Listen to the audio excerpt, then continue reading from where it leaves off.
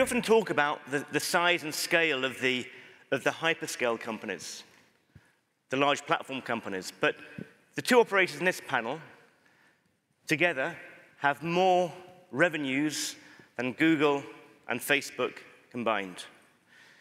They're supported on the panel by a technology company whose job it is to transform these companies into 21st century digital service providers. Enrique Blanco is CTIO of Telefonica Global, where he looks after IT and networks. He's been with Telefonica for 26 years, I believe. Shankar Arumugavelu. I spent yesterday evening trying to practice his surname, and I still managed not to get it right, so apologies, Shankar. Is SVP and Global CIO of Verizon, with him for 16 years. Worked across the enterprise and consumer space.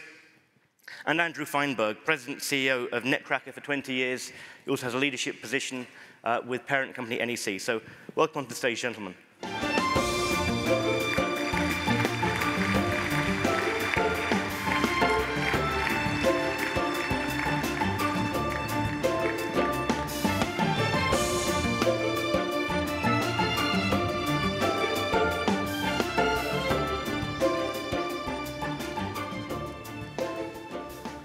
So, 58 years experience, but you're all in your very early 40s.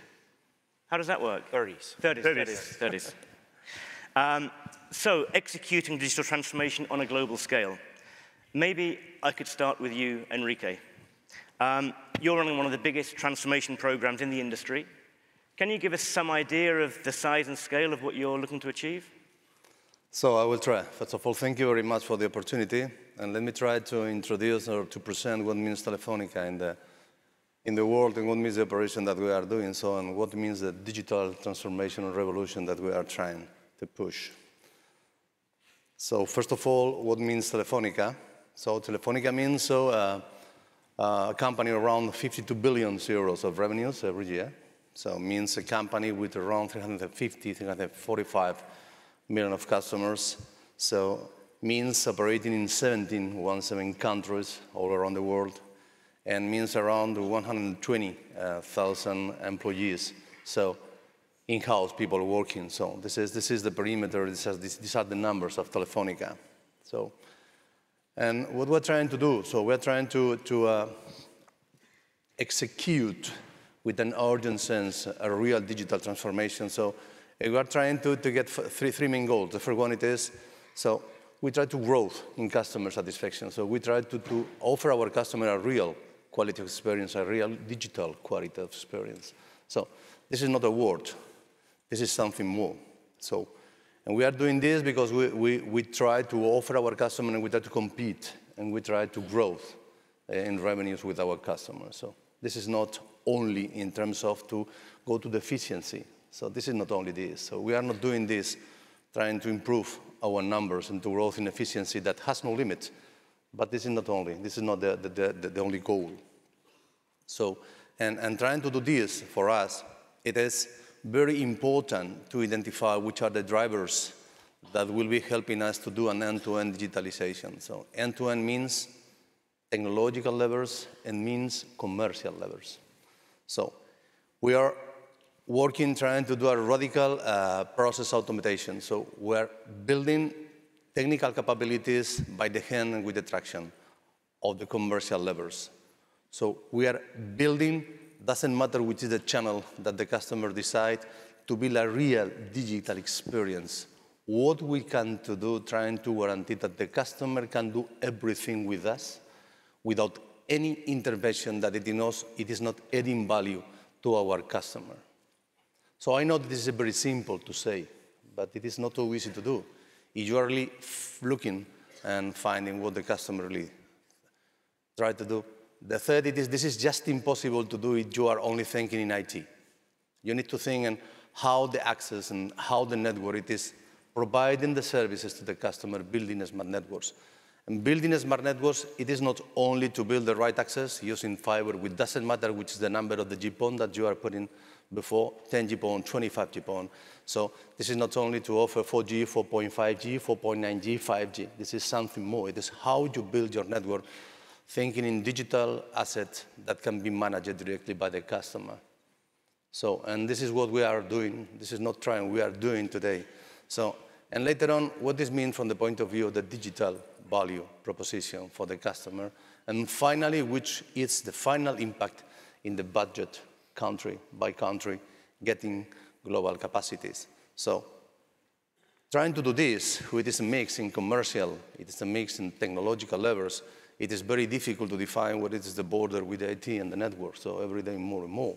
So it is that we are getting all the technology that we have, trying to put it together, so piece by piece, but looking with an end-to-end and an holistic way of work. So, and finally, all this investment, all this capacity, they are trying to do the right traction with the commercial processes. Telefonica, as we define, it is platform companies.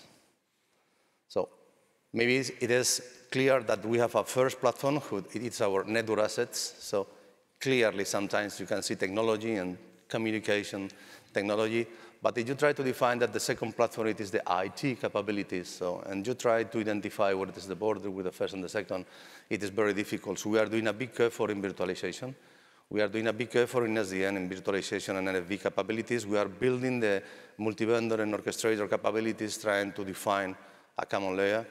So we are doing a big effort trying to evolve all our OSS and BSS capacities, working a global approach and trying to guarantee that we will be building the capacities and the evolution, because the legacy, it is an anchor for us, and we need to break it, trying to get all the assets, trying to improve and to evolve the BSS and the OSS capabilities.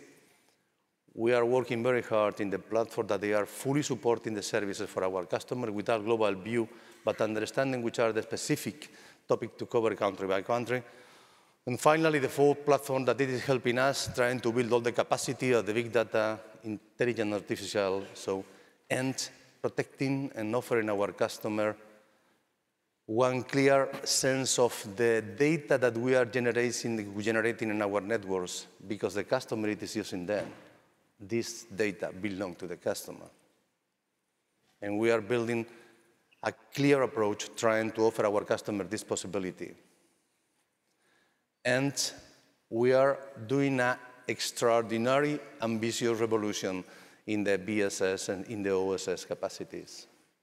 So we are operating in all the countries, and in all the countries we are executing the full stack capabilities of one of the levers that will be helping us trying to go to do this digital end-to-end approach. So we are doing in all the countries. So we are doing in the B2C, we are doing in the B2B, we are working with the omni-channel capacities.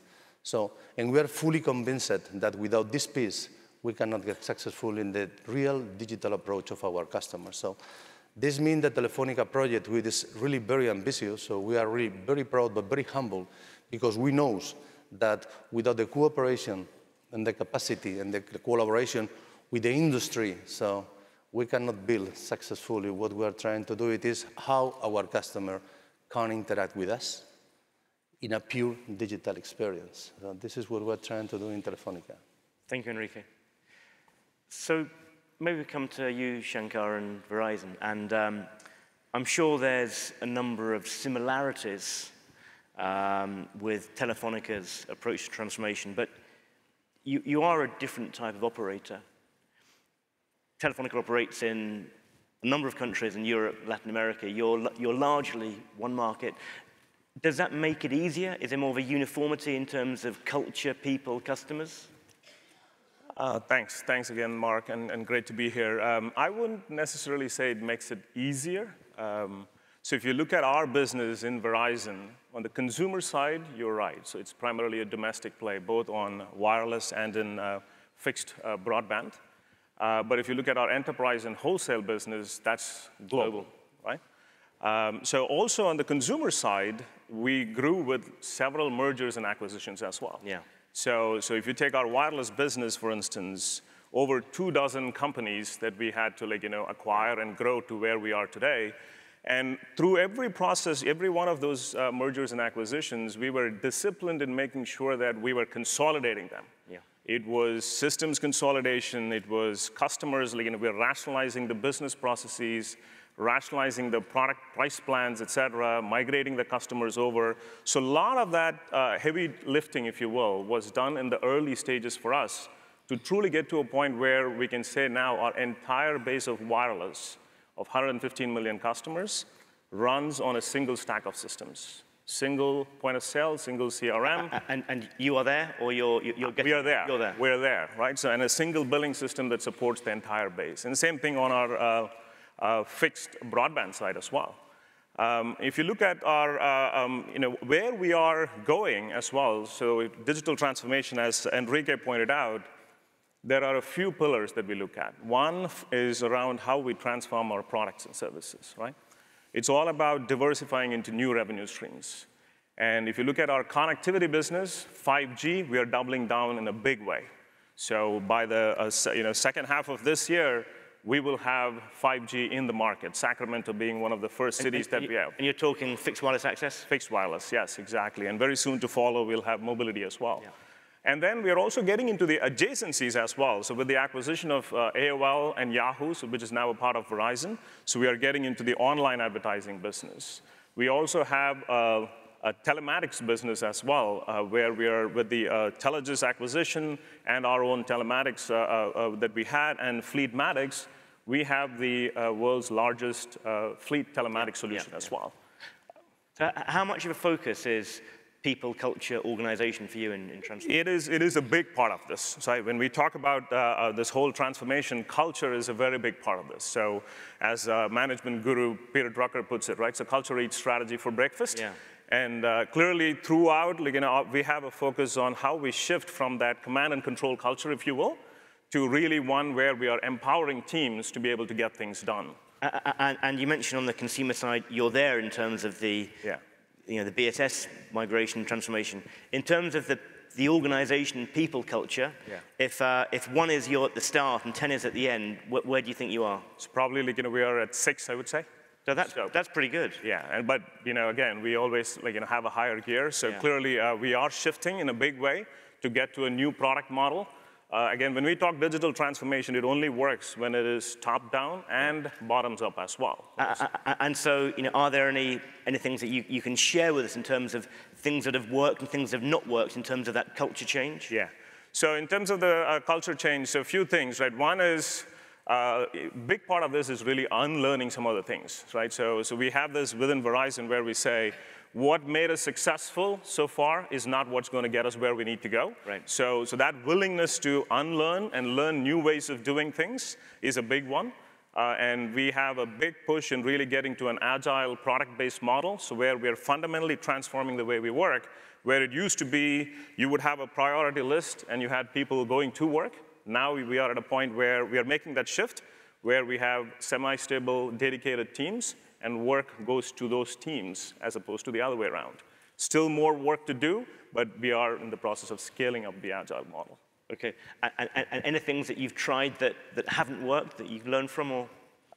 So I would say a few things that this is one where it's really not top down. We really learned this thing where you don't want to be prescriptive to the engineers who are getting the work done. So you need to empower them, get them into these squads, and give them the liberty to innovate. Yeah. And that's something that we have learned as well to encourage that. Thank you, Shankar. So, Andrew, the vendor squeeze between the two operators. I deliberately put you there, by the way. Welcome. Welcome. Two very different discussions and approaches. I mean, when you look at operators' transformation programs, is there one right way, one wrong way? How do you address these different focuses? That's a tough question. It's like asking somebody which one of their kids they love best. Right. And so very, very different approaches. But I think, first of all, let me start by saying you called me a vendor.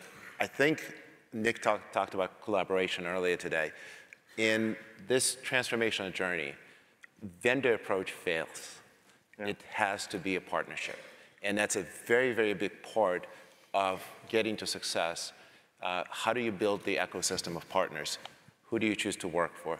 Who do you choose to work with? And how do you build a journey for success? Having said that, I think there is no such thing as one-size-fits-all transformation. You can't walk into a store and say, I'll take 2 of these and 3 of these. It doesn't work. When we start on these journeys with our customers, we bring a lot of out-of-the-box products. We bring a lot of technology. We bring a lot of frameworks. But each approach is different. First, we need to understand what it is that we're trying to accomplish. What are the true objectives of a transformation? What are the tangible results that we are there to deliver? How do we measure them? How do we define success? So that's strategy. That's very, very, very important. That's about 10%. And then you get into execution. And execution, of course, is the hardest part. And that's where cultural transformation comes into play. That's where people and systems play a huge role. I think fundamentally, while every transformation is different, there are certain common elements that drive success. We talked about stakeholders buy-in. We talk about cross-organizational drive. Shankar mentioned that it's very, very important not to just get executives.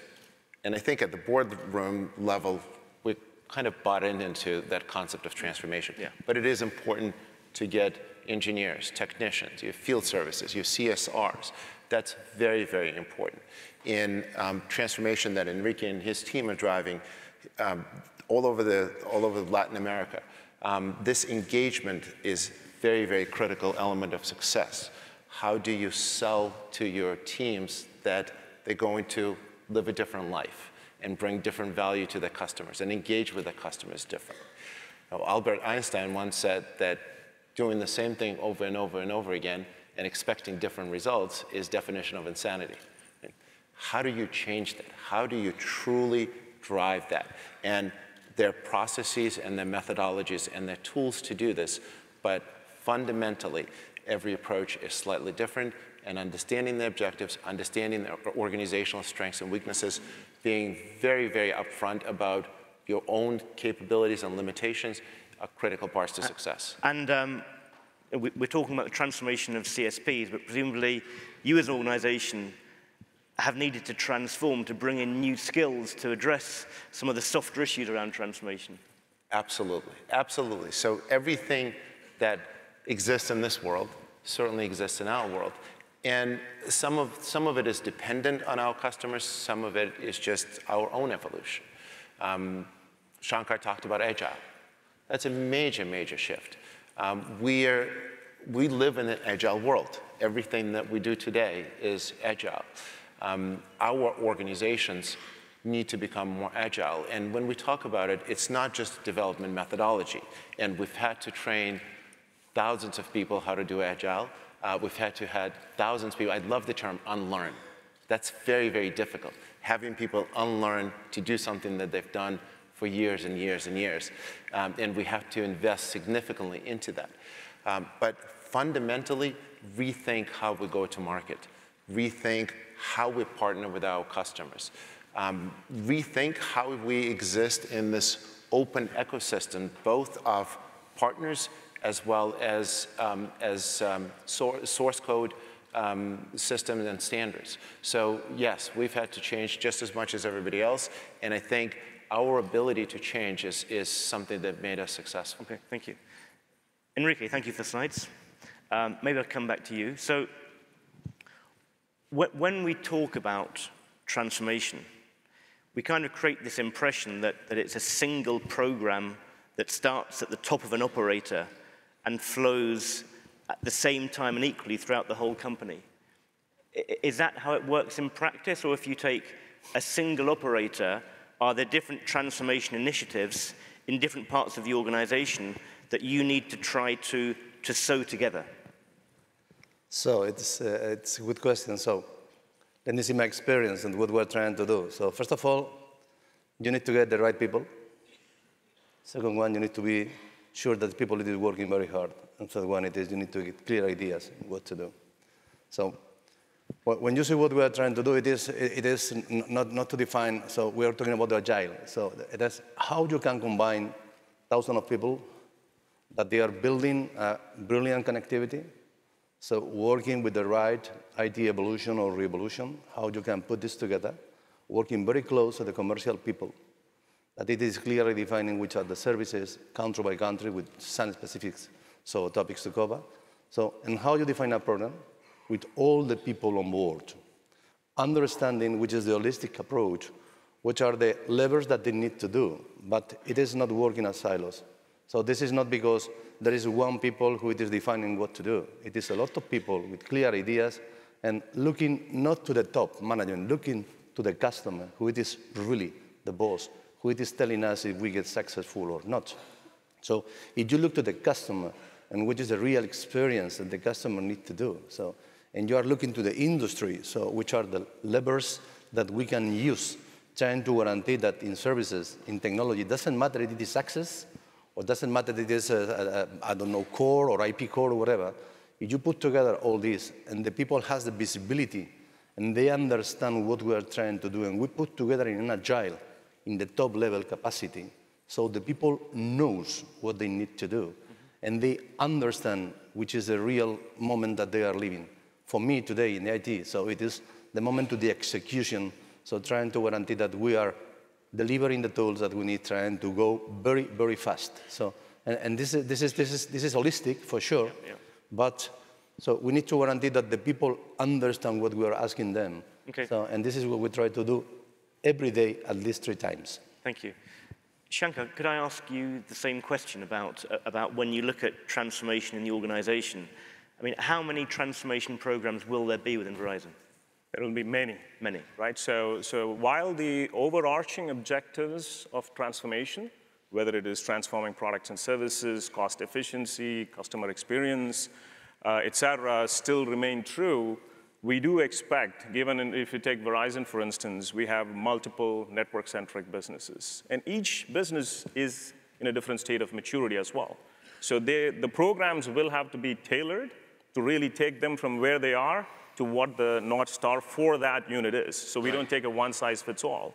And again, we're not just talking like, customer centricity, as Enrique pointed out, is front and center, but there is tremendous opportunities in all the support organizations within the company as well. So even if you were to take finance, for instance, or you take our supply chain logistics organization, we're looking at how we will employ the game-changing technologies that Nick talked about earlier with blockchain, with distributed ledger, how that can transform those operations. So really, digital transformation is something which is a wholesale reinvention of the entire business, top to bottom. So your role is to bring the different initiatives together, ensure consistency, ensure there's the same roadmap? Yes, and there is standardization, so that way we don't have a one-off, right? But the end goal is the same, but how you get there may be different for different units, but at the same time, the technology that you use will be standardized. Yeah. Thank you. So, Andrew, how do you deal with that? When you go into an operator and there's a number of different initiatives taking place, a number of different stakeholders. Do you try to engage at a level that can then influence all the way down, or do you try to influence from one department moving horizontally across the organization? Presumably, choosing the right people to engage with is crucial to how you work. That's very, very true. And I think when we, maybe 5-7 years ago, Mark, here, we talked about IT transformation. Right? Yeah. You don't hear that term anymore. Right? You have IT leaders who are talking about business transformation. So it's a very, conceptually, very, very different perspective. So not only it's critical to engage all of the stakeholders across the organization, not just IT, technology, sales, marketing, product, finance, et cetera. But it is very, very important to go all the way down the organization. Enrique mentioned that transformation and approach is conceptually simple. Conceptually, it is simple. We all can explain it very well now, but execution is key. You cannot execute in the boardroom. You execute in the field. You execute out there with the people that need to learn and unlearn everything they've done for so many years. So it is absolutely critical for transformation to be all-inclusive. Transformation is a journey, and I believe that transformation doesn't end. Once you get on that path, you continue to evolve, you continue to change. If you look at Business Dictionary transformation, definition of word transformation, it will say that the new organization has virtually no resemblance to the one that had been transformed. And we're going through these cycles continuously in this market. And that's what drives success. And to have entire organizational buy-in and to create the right incentives for people in all fields and at all levels is absolutely critical. Okay, thank you. I'd like to just change the focus a little. You and I spoke yesterday and the day before about analytics and AI and how, as sort of maturing tools and capabilities, that can help with your transformation programs. Would you like to give some insight into your? Yeah, no, absolutely. Clearly, when we talk about the game-changing technologies, AI, blockchain, et cetera, specifically with AI, I think we are at a point of inflection where we are going to be able to reap significant benefits through AI. So if you look at the entire model here, right, so the raw material for this to work is really data. And in our industry, there is no paucity for data, right? We are the biggest producers and consumers of big data. And then when it comes to the compute and storage platforms as well, that profoundly intensive compute environments are here today and working. And then above that, you have these algorithms, right? So essentially, when you talk about machine learning, it's all about having the machine form the rules versus us giving the instructions. So those algorithms used to be where it was all in closed research papers, et cetera. More and more of that is becoming open source. And now we're also finding more automated machine learning platforms coming to play as well. So we at Verizon are taking full advantage of those automated machine learning platforms and essentially taking our software engineers to become proficient with those algorithms as well.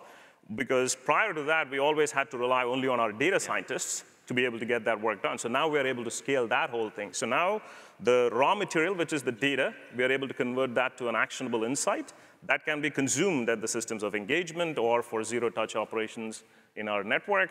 So I truly believe we are absolutely at that point of inflection where this will just take off. And you're a very large operator. I'm sure there's some CSPs in the room here who don't have the size and scale of Verizon. I mean, those tools that you mentioned, are they within reach of each and every CSP? Absolutely. Absolutely. A lot of this is open source. And this is what I say, when we talk about not being too prescriptive to your engineers and let them point them to an area and say, here is exactly we want to innovate and get out of the way. They will figure it out. So, and this is true whether you are a small CSP or a large CSP. And a lot of these things don't come top down. They figure it out because they are in the open source communities. They are seeing exactly what is the innovation that's happening there and how they can translate that to business outcomes. Okay, thank you. It's DSP now. DSP, yes. That's yesterday. Enrique, I mean, looking at your slides, AI analytics is one of your 4 platforms. To what extent are you now using those capabilities in the transformation programs, the full stack programs that you're working on today? But not only in the 4 platform. So the 4 platform, it is helping us with the AI tools and with big data. So it is helping us trying to build a proposal for the customer. But we are using AI, trying to build our own way of how we are managing our networks. So we have been working in using tools trying to do the automatization of the tickets. So the second step was using machine learning, trying to build predictable networks. We have been doing a big successful in this. So saving, but not saving. So offering a better quality because the network, it is being active and reading. So additional average, this is good for us. And we are now getting all this experience trying to build AI capabilities, so managing the network, trying to guarantee that we are offering a better quality of experience for our customer and maximizing the use and the quality and the capacities of our network. So this is key. When we are working with the 4th platform for the AI and the cognitive capabilities, we are thinking in the customer again. But when we are getting the AI capabilities, we are embedding this within the network, how we are managing, provisioning, and operating our network. So, and finally, we are looking that this network will be giving to the customer an additional quality and services. So AI, today it is just impossible to think in how we will be evolving and managing the network, but not for the future, today, if we are not using these kind of tools. Thank you. So I'm aware that we're nearly out of time. So my last question to all of you, Andrew, we'll start with you. Nick mentioned, according to McKinsey, 70% of transformation programs fail. What 3 things would you say are the keys to success for people in the room? 70% fail. Look, I think The best transformation I ever performed was here in Europe, in Sweden, where I think it was in 1967, where they flipped a switch and they stopped driving on the left-hand side of the road and they started driving on the right-hand side. That is the most successful cutover ever in the history of transformation. We don't live in that world. Nothing's perfect. So in our world, to be successful, you have to be willing to take risks. You have to be willing to think creatively, think out of the box, and just continue to change. Fail fast, learn, move on. Commitment, execution, people, those are the success criteria. Thank you very much. So we are out of time. I actually have a final question for Enrique, which is, I know that you're mainly a basketball fan, but I think you follow a certain football team in Madrid. How many goals do you think Mo Salah will score for Liverpool next week? So first of all, respect to Liverpool, and good luck. So don't forget that the football is the most important thing, of the least important thing. Yeah. So, okay. So I don't know how will be the final. So for supporters, this is not only for. That's not what you said to me yesterday. You said Madrid were going to win. Was it 4-1? You said. But you know, you have a bigger audience now. If I try to compare to the Real Madrid, with Telefonica, so I'm just only sure of one thing. So we will compete. Okay, very good. So Enrique, Andrew, Shankar, thank you so much.